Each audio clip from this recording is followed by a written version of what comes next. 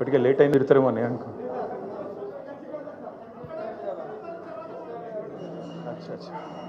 ఇంకెవరన్నా రావన్నా? అది నాకు అట్లే ఉందన్న, నాకు కూడా ప్రెస్ మీట్ లాగలేదు. మా సైన్యం పెద్దగా అయిందన్న. స్టార్ట్ చేయాలన్నా? Thank you. గౌరవనీయులైన పాత్రికేయ మిత్రులందరికీ నమస్కారం. ఈరోజు నిజానికి నా ఆరోగ్యం పూర్తిగా కుదుట పడకపోయినా మరి మా పెద్దలు పార్టీ అధ్యక్షులు కేసీఆర్ గారి ఆదేశం మేరకు, ఎందుకంటే మేము వ్యక్తిగతంగా ఎన్ని దూషణలైనా పడతాము, ఎన్ని తిట్లైనా తింటాము, ఎన్ని అవమానాలైనా సహిస్తాం. కానీ గత సంవత్సరన్నర కాలంగా మమ్మల్ని నోటికొచ్చిన బూతులు మాట్లాడినా, నోటికొచ్చిన పద్ధతిలో దూషించిన, చివరికి మా నాయకుడి చావును కోరుకుంటూ నికృష్టపు రోత మాటలు మాట్లాడినా మేము భరించుకున్నాం, సహించుకున్నాం, కోపాన్ని తమాయించుకున్నాం, పంటి బిగువున బరాయించుకుంటూ వస్తున్నాం. వ్యక్తులుగా మమ్మల్ని అందరినీ, ఇక్కడ కూర్చున్న వాళ్ళందరినీ ఎన్ని తిట్టినా పడతాం. శాసనసభలో కానీ బయట కానీ ఎంత రోత మాటలు మాట్లాడినా పడ్డాము, పడతాం. కానీ వేల మంది త్యాగాలతో, దశాబ్దాల పోరాటాల ఫలితంగా, అందులో ముఖ్యంగా ఏ రాజకీయ పార్టీ అందులో లేని నాడు, ఆనాడు టీఎన్జిఓలు ఆమోస్ గారి నేతృత్వంలో, ఇంకా అంతకంటే ముందు బుద్ధిజీవుల నేతృత్వంలో రాజకీయ నాయకులు కనీసం ఆనాడు మేలుకోకముందే మేలుకొని విద్యార్థులు, ఉద్యోగ సంఘాల నాయకులు పోరాటానికి శ్రీకారం చుట్టి అల్టిమేట్గా కేసీఆర్ గారి నాయకత్వంలో అమరుల త్యాగాల ఫలితంగా ప్రజల ఆశీర్వాదంతో సాధించిన తెలంగాణ రాష్ట్రాన్ని అవమానించే విధంగా, ఈ రాష్ట్ర భవిష్యత్తుకు ఒక శాపం పెట్టే విధంగా నిన్న ముఖ్యమంత్రి రేవంత్ రెడ్డి మాట్లాడిన దారుణమైన మాటలు ఏవైతున్నాయో అని చూసిన తర్వాత ఆరోగ్యం బాగాలేకపోయినా, ఇంకోటి బాగాలేకపోయినా, ఏదేమైనా సరే ఖచ్చితంగా నువ్వు పోవాల్సిందే, మాట్లాడాల్సిందే. పార్టీ తరఫున పార్టీగా మనం చెప్పాలి, మన వాదన పార్టీగా మనం చెప్పాలి తెలంగాణ ప్రజలకు కొన్ని వాస్తవాలు అని మా అధ్యక్షులు, తెలంగాణ తొలి ముఖ్యమంత్రి కేసీఆర్ గారి ఆదేశం మేరకు ఇవాళ మనందరం ఇక్కడ కూర్చునున్నాం. నిజంగా నిన్న రేవంత్ రెడ్డి గారు మాట్లాడిన మాటలు చూస్తే స్వతంత్ర భారతదేశ చరిత్రలోనే అత్యంత అసమర్థుడు, ఒక చేతగానివాడు, ఒక పనికిరాని దక్షత లేని పాలకుడు ఇంకొకరు లేరు ఈ దేశంలో అనేది మాత్రం తేలిపోయింది. అట్లాగే ఇంకోటి కూడా తేలిపోయింది. ఏవైతే వీళ్ళు ఒక 420 హామీలతో అభయ హస్తం అనే పేరు మీద ఇచ్చిన మేనిఫెస్టో, అందులో సబ్బండ వర్గాలకు కలిపి 420 హామీలు ఏవైతే ఇచ్చినరో, కాంగ్రెస్ మేనిఫెస్టో ఈ శతాబ్దపు అతిపెద్ద మోసం అనేది కూడా తేలిపోయింది. అట్లాగే కేసీఆర్ గారు చిలుకకు చెప్పినట్టు చెప్పిండ్రు తెలంగాణ సమాజానికి. ఢిల్లీ పార్టీలను నమ్మితే 60 ఏళ్ళు గోసపడ్డం, మళ్ళా మోసపోతే ఢిల్లీ పార్టీల చేతుల్లా మళ్ళా గోసపడతాం, మళ్ళీ ఆగమవుతాం అని చిలుకకు చెప్పినట్టు 100 సభలు మాట్లాడితే ప్రతి సభలో తెలంగాణ సమాజానికి ఒక అన్నగా, ఒక సోదరుడిగా, ఒక తండ్రిగా వారు చెప్పడం జరిగింది. ఆనాడు ఎన్నికల నాడు కేసీఆర్ గారు చెప్పిన ప్రతి మాట, ఢిల్లీ పార్టీలను నమ్మితే ఆగమైతే తెలంగాణ అని చెప్పిన మాట అక్షర సత్యం అని చెప్పి ఇవాళ రుజువు అయింది. ముఖ్యమంత్రి గారు మాట్లాడుతూ నన్ను ఎవరు నమ్ముతలేరు, అప్పు ఉడతలేదు, ఢిల్లీకి వెళ్తే దొంగను చూసినట్టు చూస్తుండ్రు, అపాయింట్మెంట్ కోసం పోతే చెప్పులు ఎత్తుకపోతాడేమో అని భయపడుతున్నారు. నాకు తెలిసి అయితే నాకు దగ్గర 48-49 ఏళ్ళు ఉన్నాయి. నేను కూడా రాజకీయాలను ఒక 35 ఏళ్ళకి వెళ్ళి చిన్నప్పటి నుంచి పేపర్లు చదివే అలవాటు ఉంది, టీవీ చూసే అలవాటు ఉంది, రాజకీయ కుటుంబంలో పుట్టిన కాబట్టి దగ్గర నేను కూడా ఒక 10-15 మంది ముఖ్యమంత్రులు వాళ్ళ నడవడిక, వాళ్ళ మాట తీరువన్నీ చూసినోని. నాకు పక్కన చాలామంది విశేషమైన అనుభవం కలిగిన వాళ్ళు ఉన్నారు. కానీ బహుశా ఇంత దివాలా కోరు మాటలు మాత్రం బహుశా ఈ దేశ చరిత్రలనే ఏ రాజకీయ నాయకుడు కూడా మాట్లాడలేదు. ముఖ్యమంత్రి కాదు, ఏ రాజకీయ నాయకుడు కూడా మాట్లాడలేదు. ఒక్క మాటలో చెప్పాలంటే రేవంత్ రెడ్డి గారు నిన్న నాకు పరిపాలన చేత కాదు అని కాడి పడేసిండని చెప్పక తప్పదు. చాలా స్పష్టంగా కాడి వారేసి నాతో కాదు అని చేతులు ఎత్తేసిండు. ఇక అయిపోయింది, నాతో కాదని నిన్న స్పష్టంగా చెప్పిండు.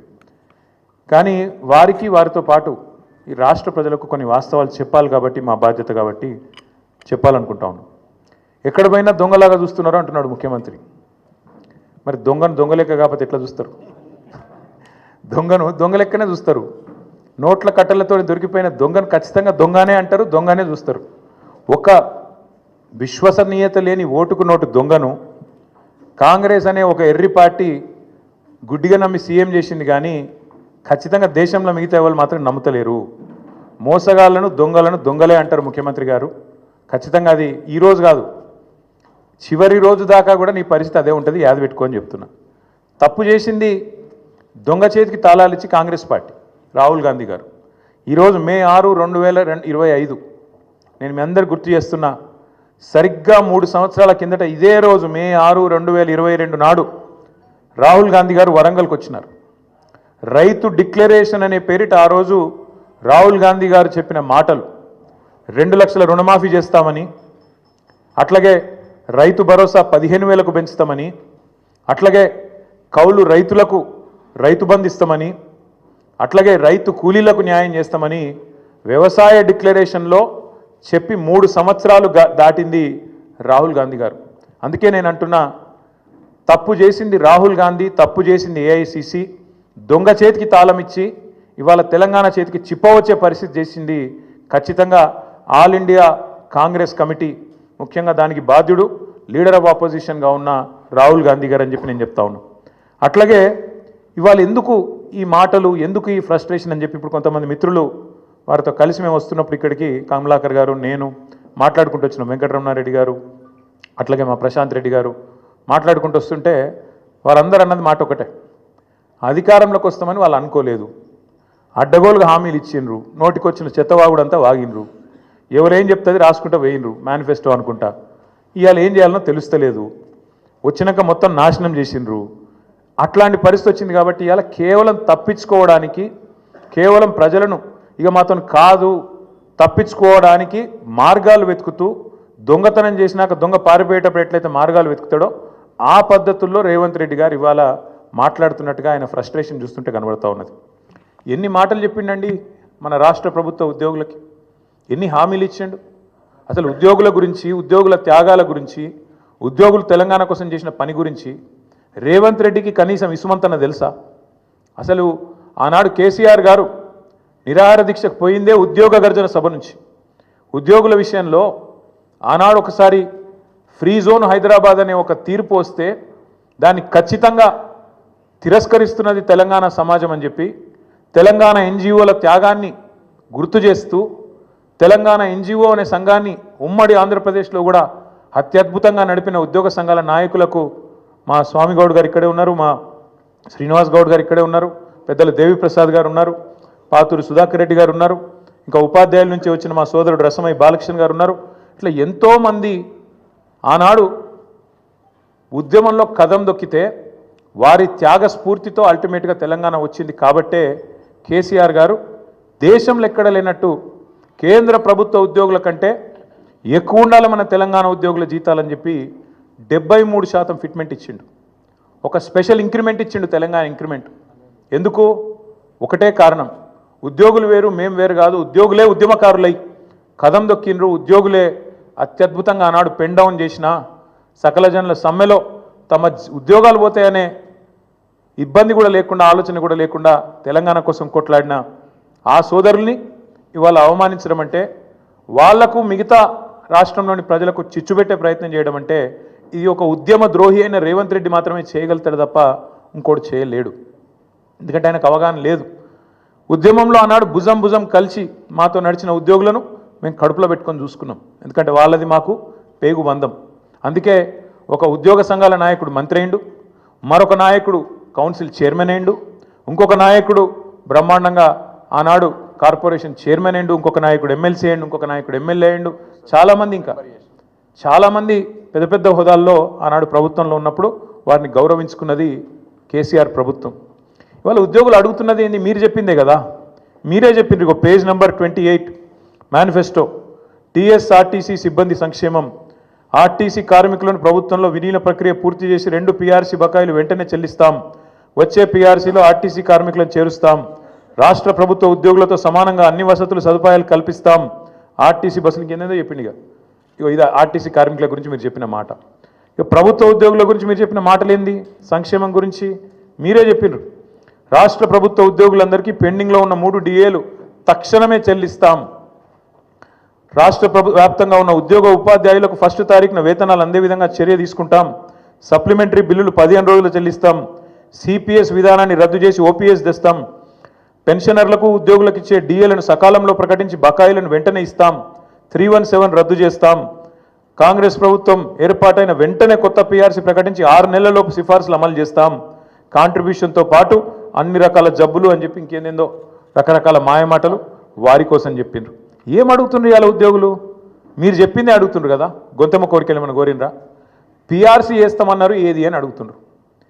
డిఏలు ఏవి అని అడుగుతున్నారు.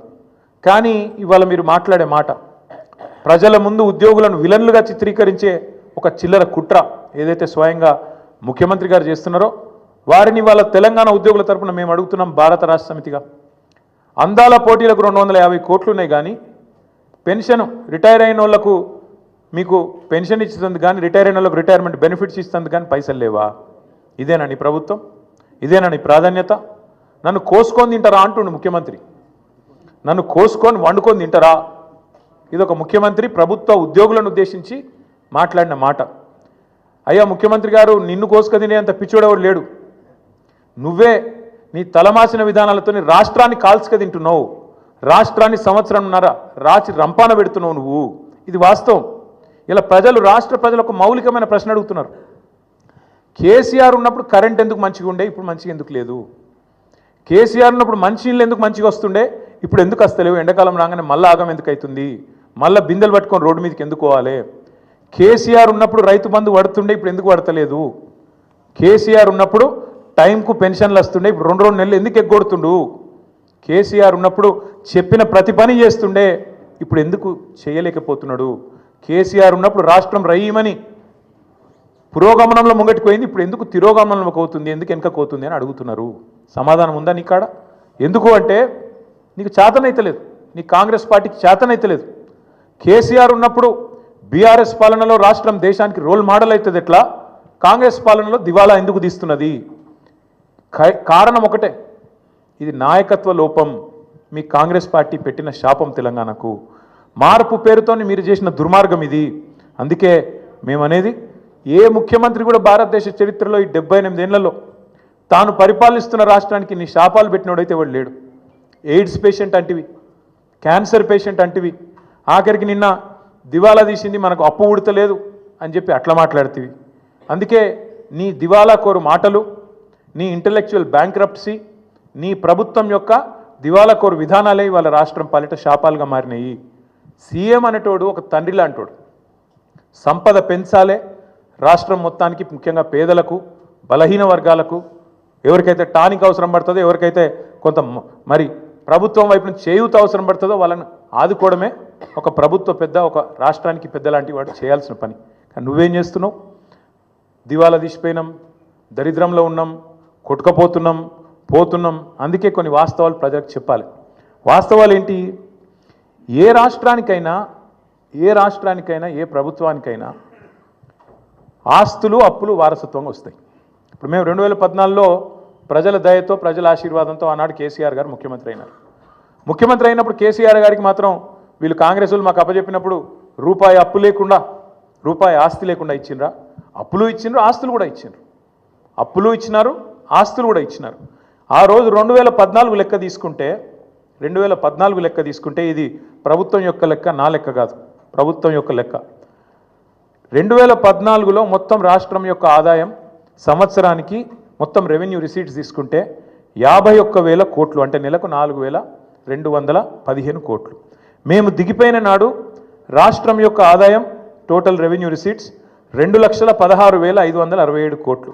అంటే మేము దిగిపోయేటప్పుడు నెలకు 18,000 కోట్లు. మరి కేసీఆర్ గద్దెనెక్కినాడు నెలకు 4,215 కోట్లు, 253 కోట్లు. కేసీఆర్ గద్దె దిగిపోయినాడు నెలకు 18,000 చిల్లర కోట్లు. మరి పెరగలేదా? రాష్ట్రం యొక్క ఆదాయం పెరగలేదా? మేము పెరిగిన ఆదాయంతో కూడిన రాష్ట్రాన్ని నీకు ఇయ్యలేదా? ఇది వాస్తవం కాదా? 2014-15లో ఆనాడు కేసీఆర్ గారు ముఖ్యమంత్రి అయిన రాజు మీరు కాంగ్రెస్ వాళ్ళు మాకు ఇచ్చినప్పుడు రాష్ట్రం యొక్క సర్ప్లస్ ఎంత అంటే 369 కోట్లు. రెవెన్యూ సర్ప్లస్ ఆనాడు 369 కోట్లు. మేము దిగిపోయినాడు 2023-24లో మీకు అప్పజెప్పినాడు మళ్ళీ 4,882 కోట్లు. మీరు ఇచ్చినాడు 369 కోట్లు ఉంటే మిగులు, మేము ఇచ్చినాడు మళ్ళీ వాపస్ మీకు 4,882 కోట్లు. దీని సోర్సు ఇది సిఏజీ లెక్క, నా లెక్క కాదు, బీఆర్ఎస్ పార్టీ లెక్క కాదు, కాకి లెక్క కాదు, కాగు లెక్క. అట్లే అప్పులు తీసుకుంటే అప్పుల గురించి కూడా చెప్తా. మళ్ళా అప్పులు తీసుకున్నా ఆ రోజుకి ఈ రోజుకి మొత్తం లెక్క వివరంగా చెప్తా. అట్లే ఇంకా ఎంత కడుతున్నారు, మిత్తి ఎంత కడుతున్నారు, ఏదెంత కడుతున్నారు, ఇవన్నీ ఒక్క నిమిషం మర్చిపోతే వాస్తవం ఏంటంటే ఇది నేను 2020లో బయట పెట్టిన లెక్క. 2020లో ఆనాడు మంత్రిగా నేను తెలంగాణ అనే ఒక రాష్ట్రం భారతదేశాన్ని సాదుతున్న రాష్ట్రాల్లో ఒకటి, జాతి నిర్మాణానికి దోహదపడుతున్న రాష్ట్రాల్లో ఒకటి. మన రాష్ట్రం నుంచి మనం గత 6 ఏళ్లలో 2014 నుంచి 2020 నవంబర్ 1 నాడు పెట్టిన ట్వీట్ ఇది.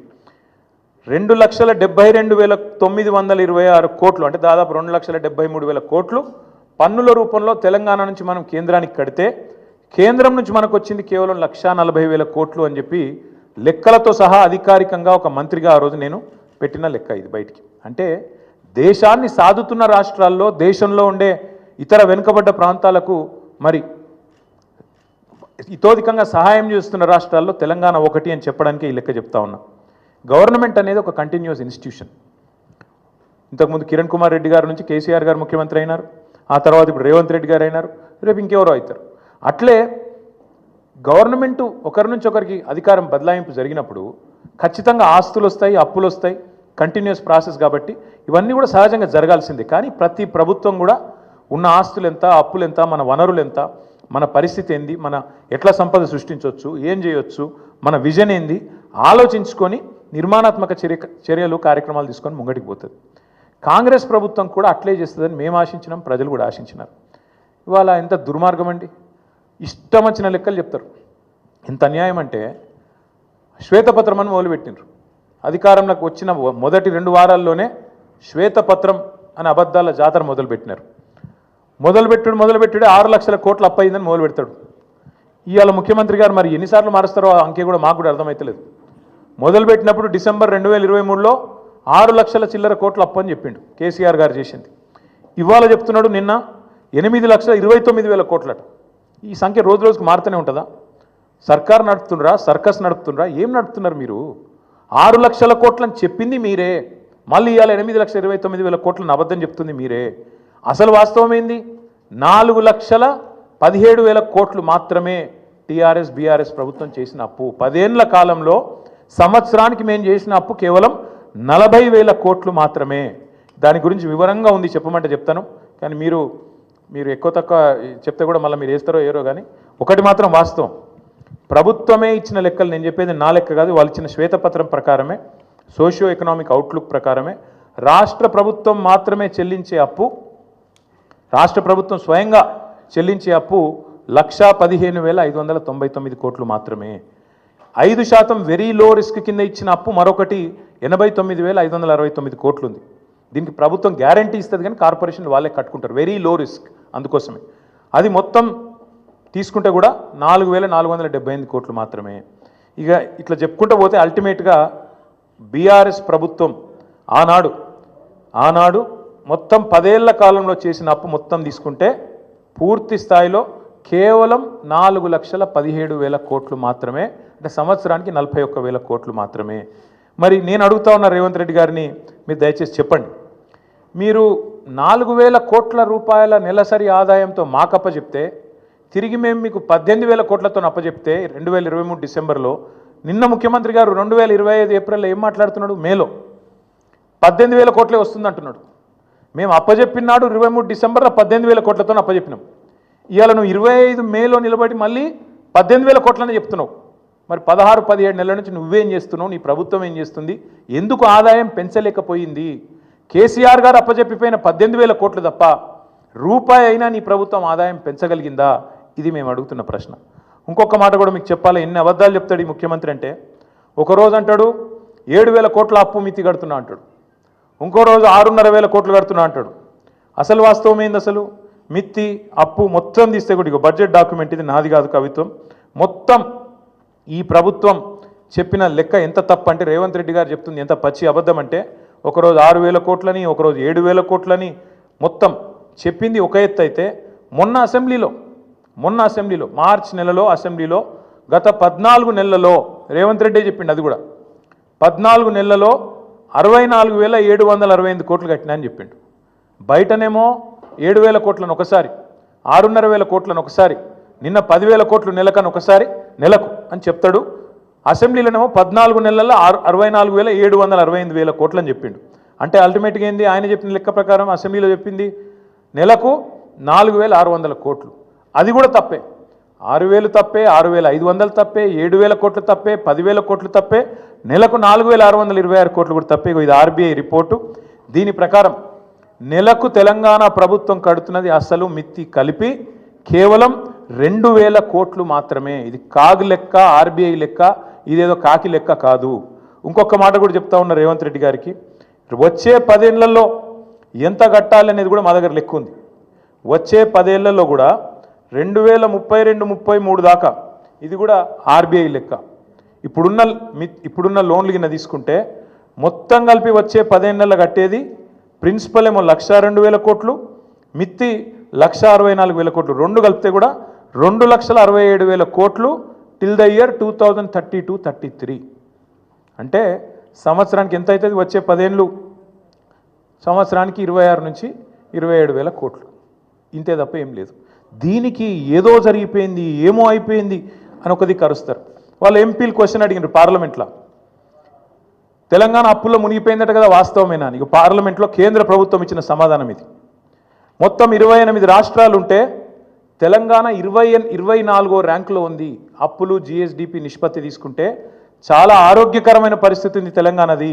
24th ర్యాంక్ తెలంగాణదని చెప్పి కేంద్ర ప్రభుత్వం స్వయంగా పార్లమెంట్లో ఇచ్చిన లిఖితపూర్వకమైన సమాధానం. మరి ఎవరు అబద్ధం చెప్తున్నారు, ఎవరు నిజం చెప్తున్నారు? దయచేసి ప్రజలు కూడా ఆలోచించాలని మేము కోరుతా ఉన్నాం. గడిచిన 10 ఏళ్లలో తలసరి ఆదాయంలో భారతదేశంలో నెంబర్ 1 చేసిండ్రు కేసీఆర్ గారు తెలంగాణ. మాకు అప్పజెప్పిపోయినాడు కిరణ్ కుమార్ రెడ్డి గారు, తెలంగాణ అనే రాష్ట్రం 12వ స్థానంలో ఉండే తలసరి ఆదాయంలో. కానీ మేము దిగిపోయినాడు నెంబర్ 1 స్థానానికి తీసుకుపోయింది కేసీఆర్ ప్రభుత్వం కాదా? అట్లాగే ఆర్థికంగా రాష్ట్రాన్ని పరుగులు పెట్టించి దేశంలోనే అగ్రగామిగా తయారు చేసి బంగారు పల్లెంలో పెట్టి నీకు అధికారం అప్పచెప్తే 17 నెలల కాలంలోనే అస్తవ్యస్తం చేసింది నువ్వు కాదా? అస్తవ్యస్తం చేసినావని ఉత్తగానే అంటలేను నేను. ఒక్క చిన్న ఎగ్జాంపుల్ మీకు చెప్తా. స్టాంప్స్ అండ్ రిజిస్ట్రేషన్ 4 ప్రధానమైన ఆదాయ వనరులు ఉంటాయి ఒక రాష్ట్ర ప్రభుత్వానికి. సొంత పన్నుల రూపంలో వచ్చే ఆదాయం తీసుకుంటే 4 హెడ్స్ ఉంటాయి. ఒకటి స్టాంప్స్ అండ్ రిజిస్ట్రేషన్, అంటే మనం ఫ్లాట్ కొన్నప్పుడు కానీ, ప్లాట్ కొన్నప్పుడు కానీ, ల్యాండ్ కొన్నప్పుడు కానీ కడతాం కదా ప్రభుత్వానికి స్టాంప్ డ్యూటీ, అది. రెండవది వెహికల్ సేల్స్, అంటే బండి కొన్నప్పుడు కట్టే పన్ను. మూడవది నువ్వు రోజు కొనుక్కునే కూరగాయలు కానీ, నువ్వు రోజు కొనుక్కునే పప్పు ఉప్పు కానీ దాని మీద కట్టే పన్ను జిఎస్టీ రూపంలో వస్తుంది ప్రభుత్వానికి. నాలుగవది లిక్కర్ మీద వచ్చే ఎక్సైజ్ ట్యాక్స్. ఈ 4 హెడ్స్ నుంచే మీకు దగ్గర 80% ఆదాయం ఒక ప్రభుత్వానికి వస్తుంది.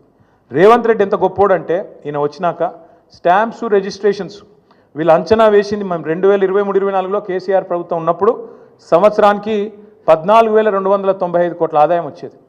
వీళ్ళ ప్రభుత్వం వచ్చినాక వీళ్ళు ఏం చేసిండ్రు?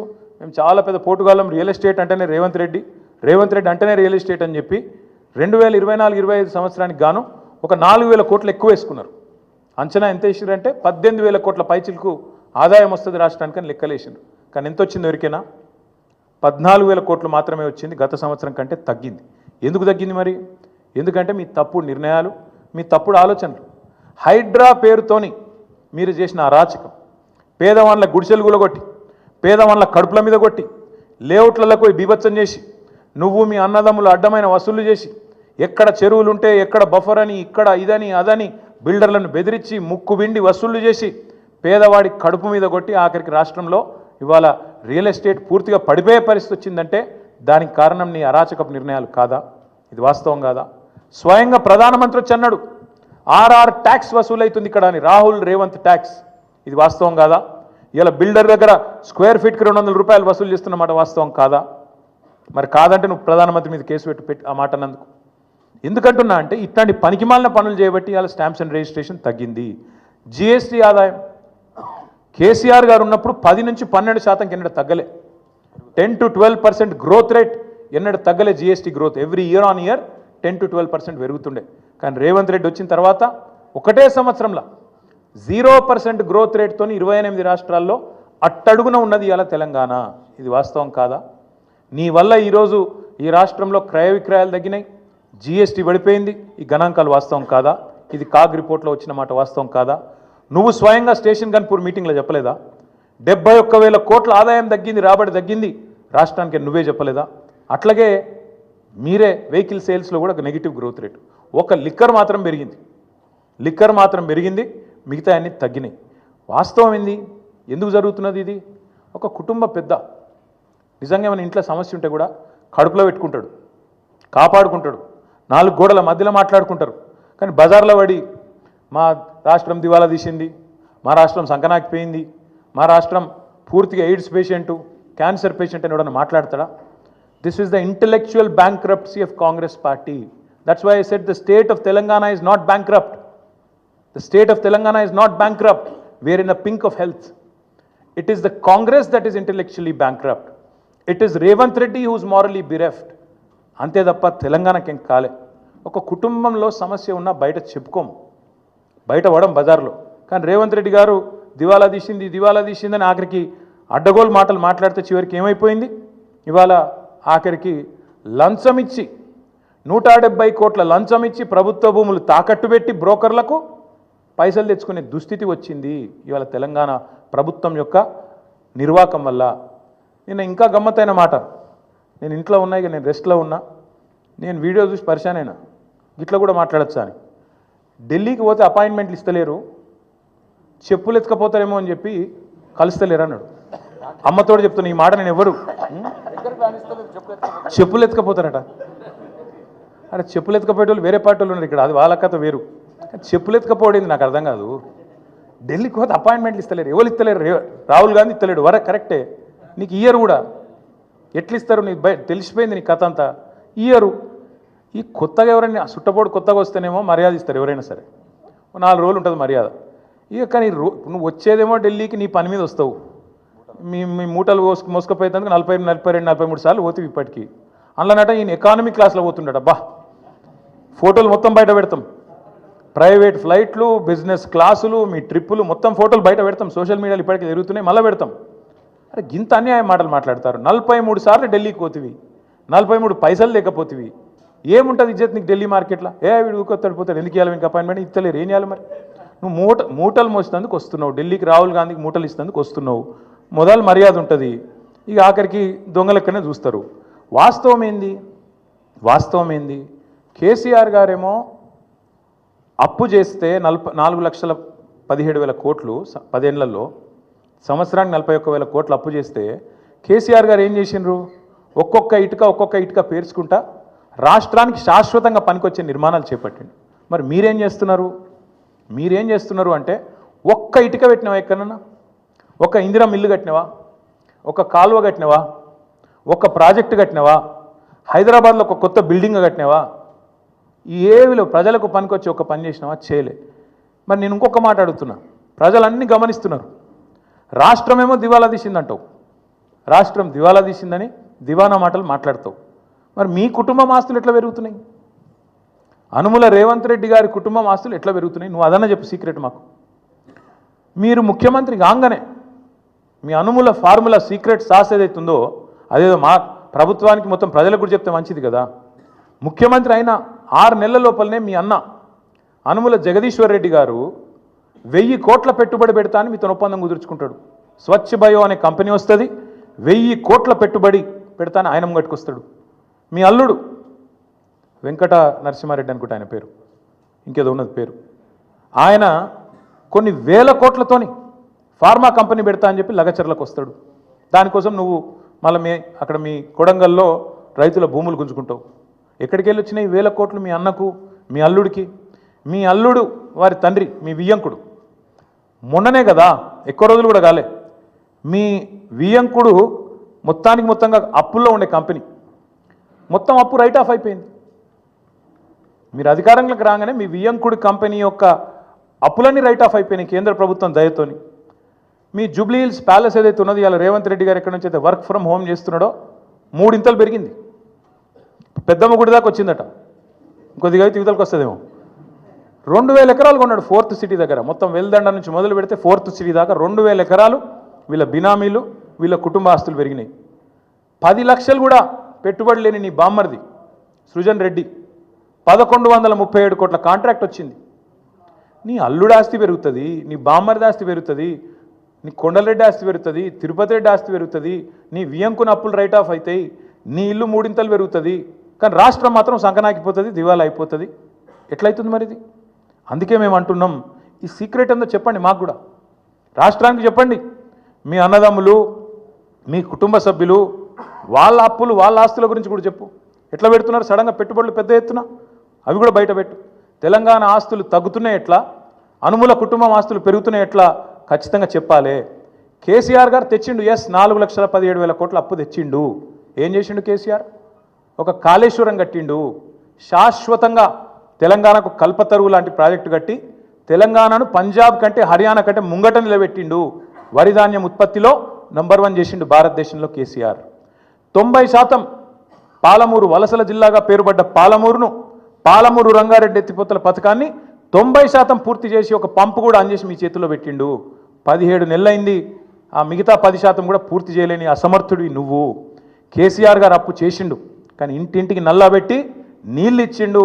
దగ్గర 30,000 కోట్లతోనే ఆ ప్రాజెక్టు పూర్తి చేసిండు. నువ్వు కనీసం ఆ ప్రాజెక్టును నడపలేకపోతున్నావు. ఎస్ కేసీఆర్ అప్పు చేసిండు. దేనికోసం చేసిండు? 1,00,000 కోట్లు పెట్టి తెలంగాణ ఏదైతే విద్యుత్ లోటుతోని ఆగమాగమైతుండేనో ఆ విద్యుత్ లోటుతో ఆగమాగమైన తెలంగాణను ఇలా 24 గంటల వెలుగు జిలుగుల తెలంగాణగా కేసీఆర్ గారు మార్చిండు. కేసీఆర్ గారు అప్పు చేసిండు. రైతు బంధు అనే పథకం పెట్టి రైతుల ఖాతాల్లో 70 లక్షల మంది రైతుల ఖాతాల్లో 73,000 కోట్ల రూపాయలు వాళ్ళ ఖాతాలు వేసిండు. కేసీఆర్ అప్పు చేసిండు. 29,000 కోట్ల రైతుల అప్పు తీర్చిండు. కేసీఆర్ అప్పు చేసిండు. 24 గంటల ఉచిత కరెంటు రైతులకు ఇచ్చి 60,000 కోట్ల వాళ్ళ భారాన్ని తాను తీసుకున్నాడు. ఎస్ కేసీఆర్ అప్పు చేసిండు. హైదరాబాద్లో 36 ఫ్లైఓవర్లు కట్టిండు. కేసీఆర్ అప్పు చేసిండు. హైదరాబాద్ మెట్రో మొదటి దశ పూర్తి చేసిండు. కేసీఆర్ అప్పు చేసిండు. ఒక అఖండమైన సెక్రటేరియట్ కట్టిండు, శాశ్వతంగా తెలంగాణ ప్రజల ఆస్తి. ఒక అద్భుతమైన 125 అడుగుల ఎత్తైన డాక్టర్ బాబాసాహెబ్ విగ్రహం పెట్టిండు.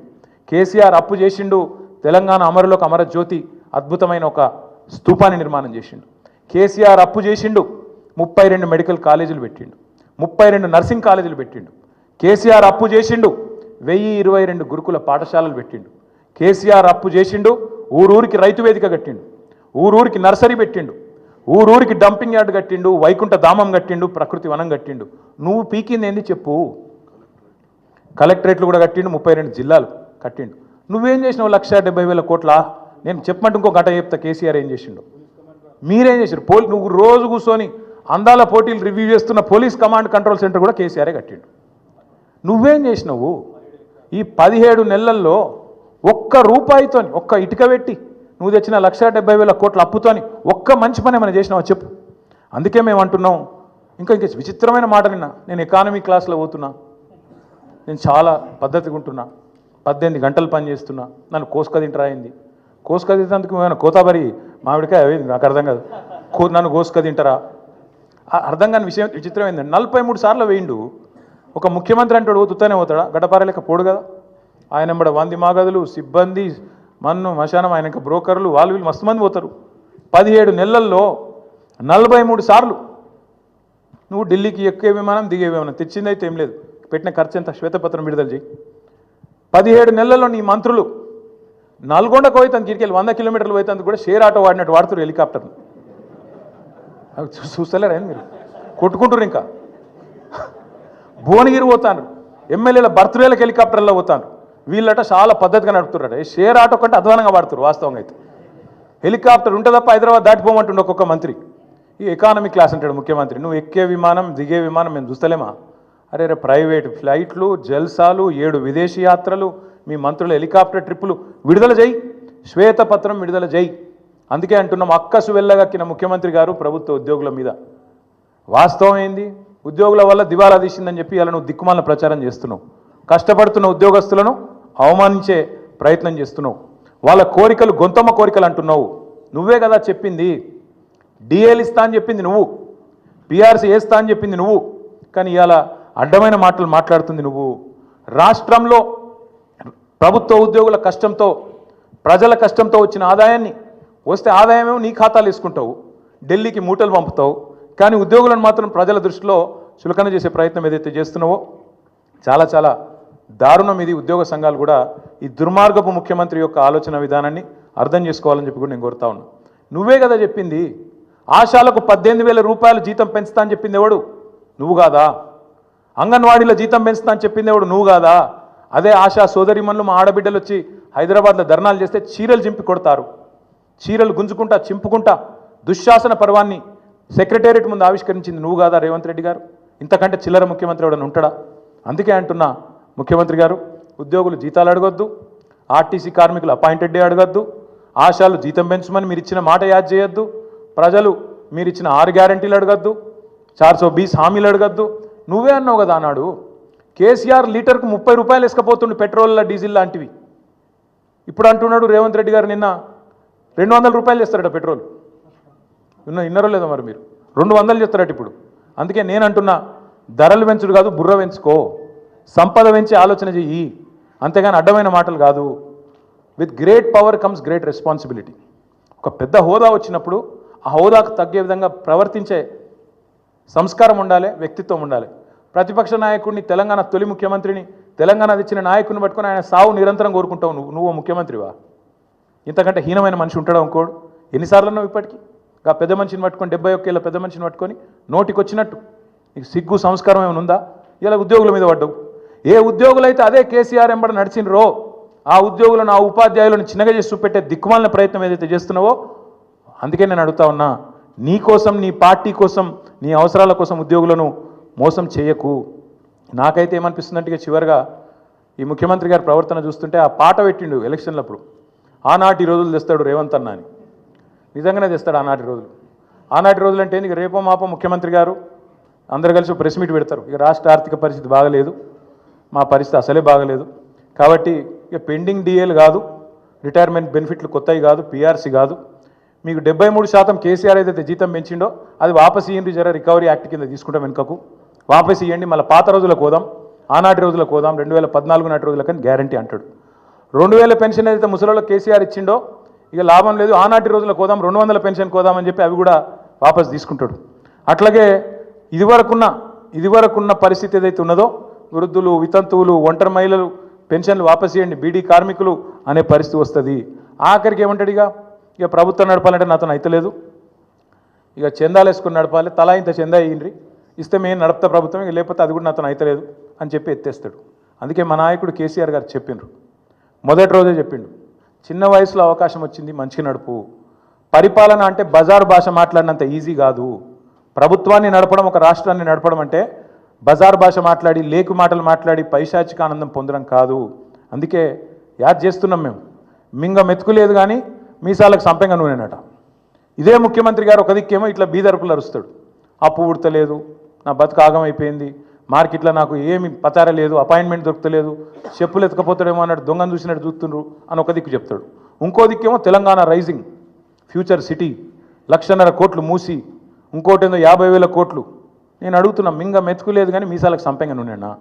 420 హామీలు ఇచ్చినావు, ఒక్క హామీ అమలు చేసేందుకు పైసలు లేవు, ముసలోళ్ళకు పెన్షన్లు ఇచ్చేందుకు పైసలు లేవు, ఆడపిల్లలకు నెలకు 2,500 అంటివి దానికి పైసలు లేవు, స్కూటీలు అంటివి పైసలు లేవు, తులం బంగారం పైసలు లేవు, రైతు బంధుకు పైసలు లేవు, దేనికి లేవు కానీ 1,50,000 కోట్ల సోకులకు మాత్రం ఉన్నాయంట. అందుకే ప్రజలు అడుగుతున్నారు, ఖచ్చితంగా ప్రజల తరఫున మేము అడుగుతున్నాం, వదిలిపెట్టం.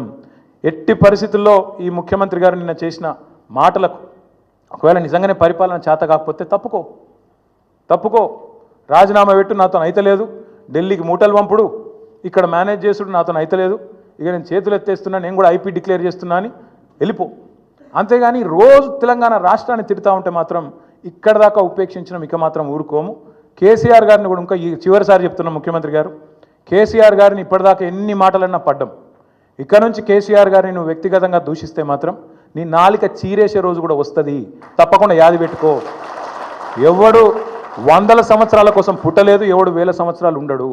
పక్కా చెప్తున్నాం, ముమ్మాటికి మళ్ళీ అధికారంలోకి వచ్చేది బీఆర్ఎస్ఏ. నువ్వు చేసిన నీ దిక్కుమాలిన పరిపాలన వల్ల అతలాకుతలమైన రాష్ట్రాన్ని మళ్ళా గాడిన పెట్టే సత్తా ఉన్న నాయకుడు కేసీఆర్ గారు మాత్రమే. అందుకే వాళ్ళ రాష్ట్ర ప్రజలు నీకు చేత కాకపోతే క్షమాపణ చెప్పు, అడ్డమైన హామీలు ఇచ్చినందుకు క్షమాపణ చెప్పి తప్పుకో, అంతేగాని రాష్ట్రాన్ని నిందించడం దూషించడం మానుకోవాలని చెప్పి ఈ అసమర్థ ముఖ్యమంత్రికి చెబుతూ, మిత్రులకు ఏమన్నా ప్రశ్నలు ఉంటే అడగండి, లేదంటే we can conclude. Thank you అన్నా.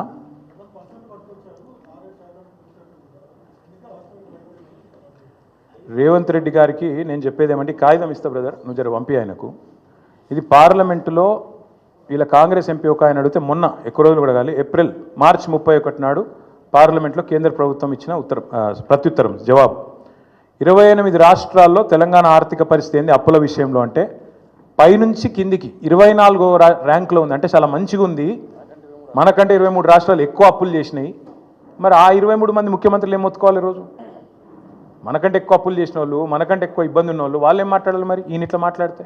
కాబట్టి చేతగాని ముఖ్యమంత్రి తప్పించుకునే ప్రయత్నం తప్ప ఇంకోటి కాదు అని ప్రజలు కూడా గ్రహించాలని మేము కోరుతాం.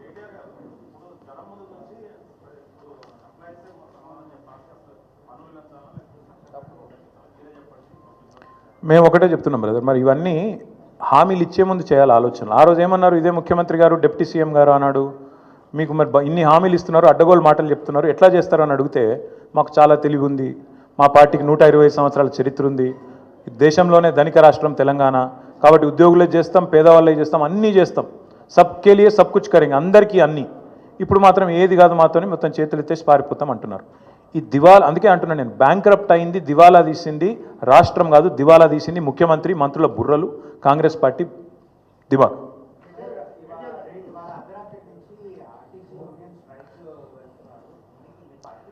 బాధ్యత గల్ల ప్రతిపక్షంగా మేమైతే ఎవరు సమ్మె చేయాలని కోరుకోం, ఎందుకంటే అది పద్ధతి కాదు. మేము బాధ్యత గల ప్రతిపక్షాలు, బాధ్యత గల ప్రతిపక్ష పార్టీగా మేము ఉద్యోగులు సమ్మె చేయాలని కోరుకోము, ఆర్టీసీ సోదరులు కూడా సమ్మె చేయాలని కోరుకోము.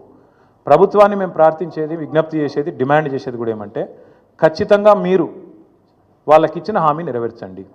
మీరు ఆర్టీసీ ఉద్యోగులకు హామీ ఇచ్చినారు, ప్రభుత్వ ఉద్యోగులకు హామీ ఇచ్చారు, నెరవేర్చండి. వాళ్ళకి ఇచ్చిన హామీ నిలబెట్టమని అడిగి వాళ్ళు ఇవాళ మీరు హామీ ఉల్లంఘిస్తే వాళ్ళు సమ్మెకు పోయే ఒక అనివార్య పరిస్థితి వస్తే దానికి వాళ్ళని నిందిస్తే ఎట్లా? అందుకే సమ్మెకు పూర్తి స్థాయిలో పోకూడదనే మేము కోరుకుంటున్నాం. ప్రభుత్వం ముందుకొచ్చి పరిష్కరించాలని కోరుతున్నాం. ప్రభుత్వం పరిష్కరించకపోతే ఏం చేయాలో మరి తర్వాత మా పార్టీలో చర్చించి నిర్ణయం తీసుకుంటాం.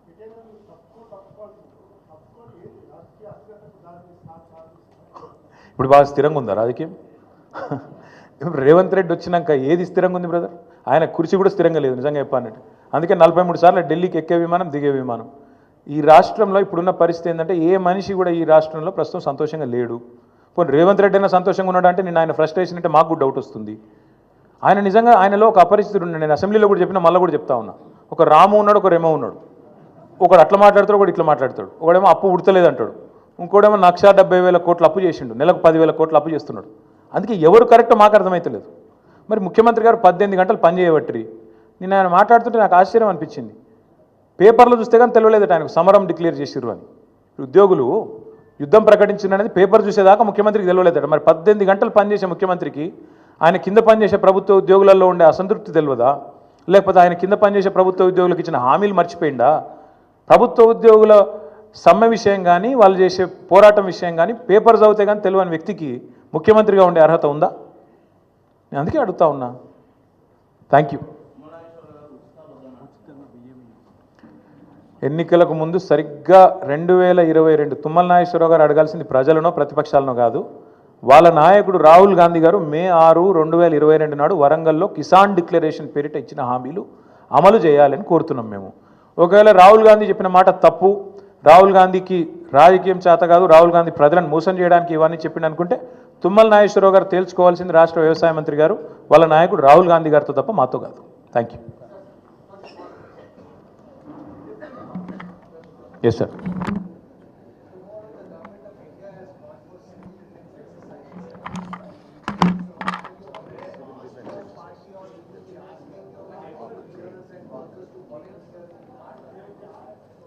Well, so far it has not come to our notice, sir. But if there is a process in which civilians can participate, we certainly should. See, as a country, we believe our security is paramount. Without a question, when it comes to a calamity, without a question, when it comes to national safety, I think it's important that all of us participate, cutting across party lines. It has not come to my notice, but if that is the case, and if people want to participate, I think they should. They should be encouraged. Thank you. నాకేం తెలుసు అన్న